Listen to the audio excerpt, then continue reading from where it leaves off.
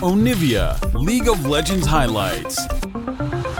What is the counter going to be towards this Cassante? Personally, I really like the Camille way more than the Fiora because it really allows LNG to play side lanes here. Since JDG is going to be playing 6 now though, and I think Vi, one of the few junglers that can actually reliably lock down the Akali as long as Scout is a little bit further up the lane, doesn't get to jump back to his own turret. Yeah, and the other benefit also leeching that experience in mid lane. Yep, 4v4 potential here.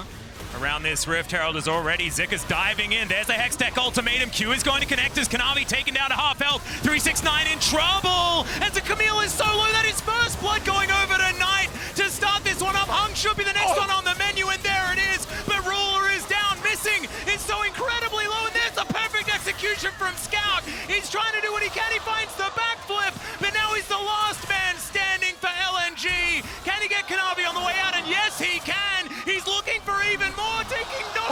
There it is. As finally Knight finishes it off 4-3. 1 kill on Tarzan, 1 kill on Scout. If he got fed, if he was able to accelerate the point of the game, although Gala might be in trouble here. Yeah, Voltbreaker going to be charged up as Gala is in trouble, and he's just dead. Ruler is going to get his revenge there towards that bottom side. Shockwave going to connect on. Tarzan feels very comfortable finishing it up and grabbing themselves number 2. Also want to highlight the itemization choice here for Knight. Going for that crown, I think, is such a big boon. Yeah, you're looking across the line and you see Camille ultimate, Akali. Okay, we see Speaking bottom. Across the line, Ruler is going to have the Sonic Wave soaked by his support. He's now ulted, trying to get himself out of here.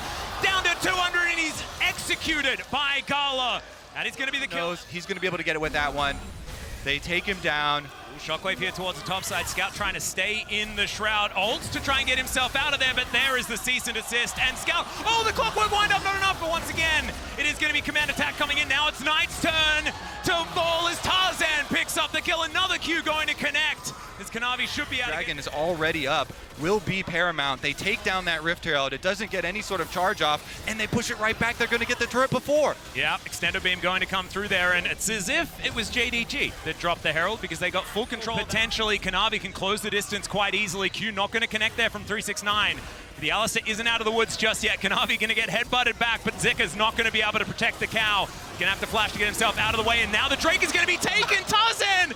It's highway robbery! As well, I think the one thing that JDG might run into trouble with, that we pointed out in draft as well, is against a 1-3-1 comp in particular. I think often you want to try. Do you just let them have Camtech Soul and team fight for Elder? Not gonna lie, I'm not kidding. I think that I'm not kidding, Kobe. LNG have now bought themselves 20 minutes. I don't think in the back of the pit, no one knows that the Lee Sin is there with full information as to what's going on. Now they do.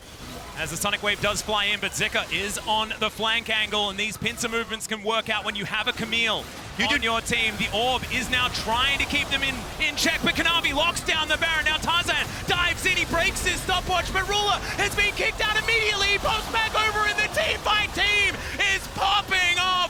Ruler unchecked in the pit, and he's just going to grab as many kills as he would like. It's 2 for now. At the very top here. Now it's just going to be straight on through, murder these towers.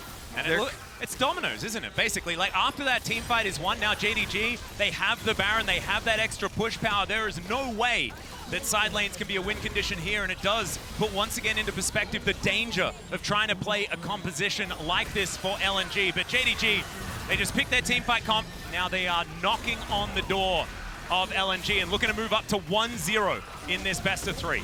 It's just the power. If you don't have engage, who cares? Force the enemy to go into you. Zika's trying to keep the wave away or trying to keep the pressure up, but his base is going to smithereens. Yep, in a turret for Nexus may not be the trade they're looking for, but there's the cease and desist, and Tarzan will acquiesce that one. LNG now trying to defend, but without their jungler, and now 369 is unstoppable. The Hextech ultimatum is one that they don't care about at all. As 369, he's going down low. Scout's trying to get what he can. Voidseek is going to work out. There is still an inhibitor turret there in the mid lane, but it's not quite going to be enough. And now the Nexus is exposed. Gala is looking for Ruler. Ruler wants a rematch of the 1v1 from earlier, and Gala's making it work. Ruler goes golden and says, all right, Knight, you can take that one. And JDG will take down the Nexus here in game number 1. It's a team game, Atlas, and the 5-on-5 still win. Despite the early Dragons for LNG, they don't get enough of this.